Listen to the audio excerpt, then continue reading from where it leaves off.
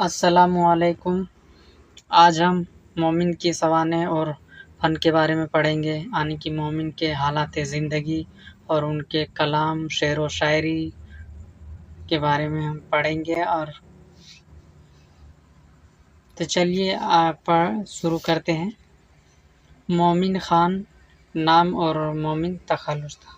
نام جو ہے مومن خان تھا اور تخلص یعنی کہ شعر و شاعری میں جو اپنا نام رکھتے ہیں وہ مومن تھا، اسی لیے انہیں مومن خان مومن کے نام سے جانا جاتا ہے۔ مومن 1800 عیسوی میں دہلی میں پیدا ہوئے۔ مومن جو ہے 1800 عیسوی میں دہلی میں پیدا ہوئے۔ والد کا نام حکیم غلام نبی کشمیری تھا۔ خاندانی پیشہ طبابت تھا، یعنی کہ ان کا جو خاندانی پیشہ تھا وہ طبابت کا تھا، یعنی طبیب تھے، علاج کرتے تھے۔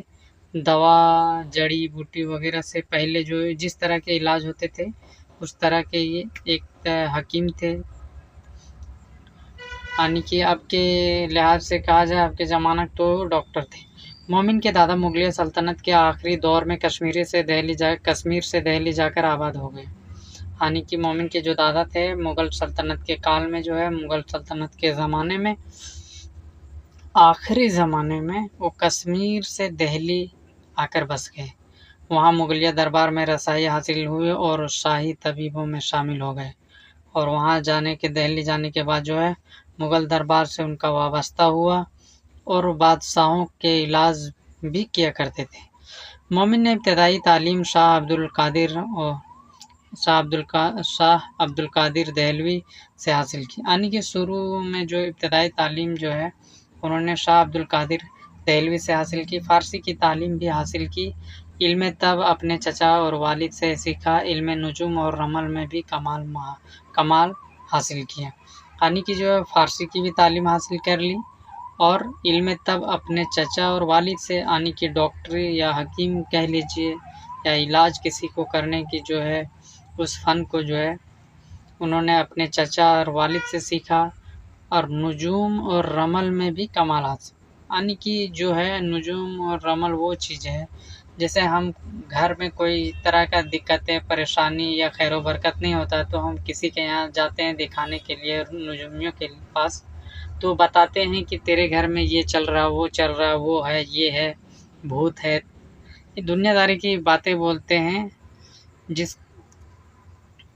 جسے جو ہے ہم اس کو ہی نجوم بولتے ہیں۔ تو وہی وہ علم بھی انہوں نے حاصل کیا تھا، مگر سب سے زیادہ دلچسپی شاعری اور طبیبی سے تھی۔ سب سے زیادہ جو دلچسپی تھی ان کا شاعری اور طبیبی سے تھی۔ شاعری کا شوق بچپن ہی سے تھا۔ شاعری کا جو شوق تھا وہ بچپن سے ہی تھا۔ تاریخ گوئی میں خاص مہارت رکھتے تھے۔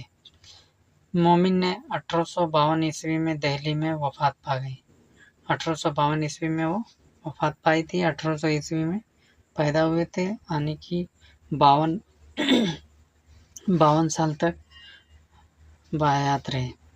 مومن نے شاعری کی ابتدائی بچپن سے ہی شروع کی تھی، یعنی کہ مومن جو ہے شعر و شاعری بچپن سے ہی شروع کیا تھا۔ ابتدا میں شاہ نصیر دہلوی سے اصلاح لیتے رہے، لیکن تھوڑے ہی عرصہ میں شاعری میں مہارت حاصل کی، خود استاد بن گئے اور اصلاح لینا چھوڑ دی۔ مومن کا دل عشق کی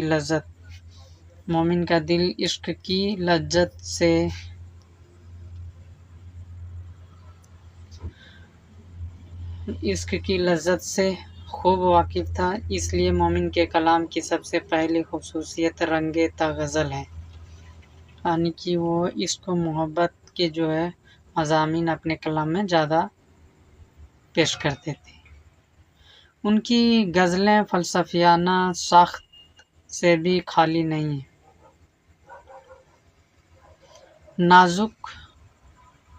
نازک خیالی میں وہ مرزا غالب سے سبقت لے گئے۔ اس سلسلے میں حالی نے بھی اعتراف کیا ہے۔ مومن نے حیات و موت کی کشمکش کو مختلف انداز میں بیان کیا ہے۔ ان کا کلام کہیں کہیں الفاظ اور تخیل کا مفہوم پورا نہیں کرتا، لیکن الجھاؤ اور ابہام سے پاک ہے۔ مومن کی شاعری کا اہم جزو حسن مقطع ہے اور اپنے تخلص کو اس طرح باندھا ہے کہ وہ شعر کا ایک حصہ بن گیا ہے۔ ان کا رنگ غزل منفرد ہے۔ ان کا غزل جو ہے ایک الگ پہچان ہے۔ خصوصیات کلام یا شاعرانہ عظمت۔ ان کے کلام کی خصوصیت دیکھیں اور ان کی شاعری کی عظمت۔ مومن نے یوں تو بہت سی اصناف سخن میں طبع آزمائی کی، یعنی کہ جو ہے مومن جو ہے کئی اصناف سخن میں انہوں نے طبع آزمائی کی، لیکن ان کی شہرت ان کی غزلوں کی وجہ سے ہے، جہاں حسن و عشق کا ایک نگار خانہ آباد نظر آتا ہے۔ یہ غزلیں اپنے بانگ پن، شگفتگی اور رنگینی کے اعتبار سے ایک سدا بہار عظمت کی حامل ہے۔ مومن نے غزل کی روایت کو بڑی کامیابی کے ساتھ ہر جگہ برقرار رکھا ہے۔ اس کے خد و خال بڑے دلکش انداز میں ابھارے ہیں۔ غالب کے بعد مومن اس عہدے کے دوسرے بڑے شاعر ہیں۔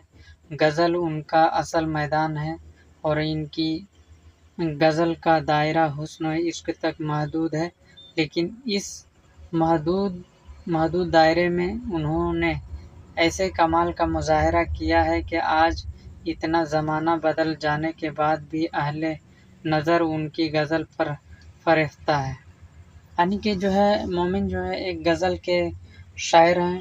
حسن و عشق کے مضامین انہوں نے بہت حسن و عشق کے مضامین باندھے ہیں، غزل میں حسن و عشق کے بارے میں ہی کہے ہیں، اور یہ غزل میں ہی مشہور ہوئے ہیں۔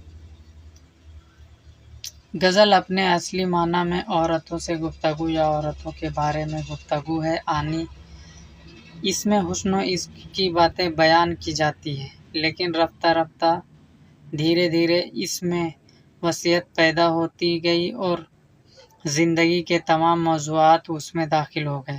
یعنی کہ جو ہے غزل کا جو ایک اصلی معنی ہے وہ عورتوں سے باتیں کرنا یا عورتوں کی باتیں کرنا، یہ حسن و عشق کی باتیں بیان کی جاتی ہے غزل میں، لیکن دھیرے دھیرے زمانہ بدلنے کی وجہ سے زمانہ کے بدلتے ہوئے اور غزلوں کی جو ہے وسعت یعنی کہ پھیلاؤ دور غزلوں کی جو ہے وسعت ہوئی، یعنی کہ جو ہے غزل جو دھیرے دھیرے پھیلنے لگا تو اس میں کئی طرح کے موضوعات بھی داخل ہو گئے، لیکن مومن کی غزل حسن و عشق کے ہی گرد گھومتے رہے، یعنی کہ مومن کی جو غزل ہے وہ صرف حسن و عشق کے ہی دائرے میں گھومتا رہا، یعنی کہ حسن و عشق میں ہی انہوں نے صرف غزلیں کہیں، باقی دیگر چیزوں پر انہوں نے نہیں کہی۔ گویا انہوں نے اپنی غزل کا دائرہ محدود کر دیا ہے، لیکن ان کا کمال یہ ہے کہ اسی محدود دائرے میں انہوں نے جدت پیدا کی ہے اور معاملہ عشق کی جزئیات کو ایسے خوبصورتی اور فنکاری کے ساتھ پیش کیا ہے کہ نہ کہیں پستی کا احساس ہوتا ہے اور نہ یکسانیت کا۔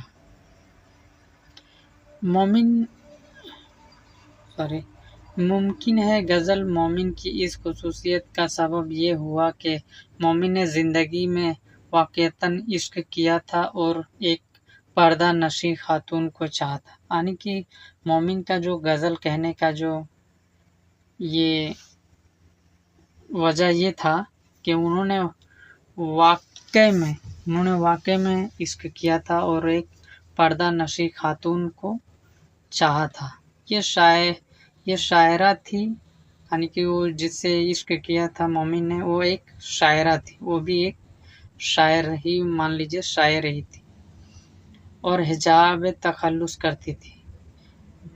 ان کا جو تخلص تھا وہ حجاب تھا۔ مومن کے کلام میں اس کے اشعار ملتے ہیں اور یہی وجہ ہے کہ ان کے شعروں میں اصلیت کا رنگ پیدا ہو گیا ہے اور جذبات کی شدت بھی صاف ظاہر ہوتی ہے۔ مختصر یہ کہ انہوں نے عاشقانہ مضامین ایسے دلکش انداز میں پیش کیے ہیں کہ قدم قدم پر تازگی کا احساس ہوتا ہے۔ اس سے تا غزل کی نرالی شان پیدا ہو گئی۔ انہیں تشبیہوں اور استعاروں کے برتنے کا بہت سلیقہ ہے۔ نازک خیالی اور مضمون آفرینی کلام مومن کی اہم خصوصیت ہے۔ ان کے مومن کے کلام ملاحظہ کریں۔ تم میرے پاس ہوتے ہو گویا جب کوئی دوسرا نہیں ہوتا۔ مومن کا یہ شعر جس پر غالب نے کہا تھا کہ مومن میرا پورا دیوان لے لیں اور بس مجھے یہ شعر دے دیں۔ آج کی ویڈیو میں اتنا ہی ہے۔ خدا حافظ۔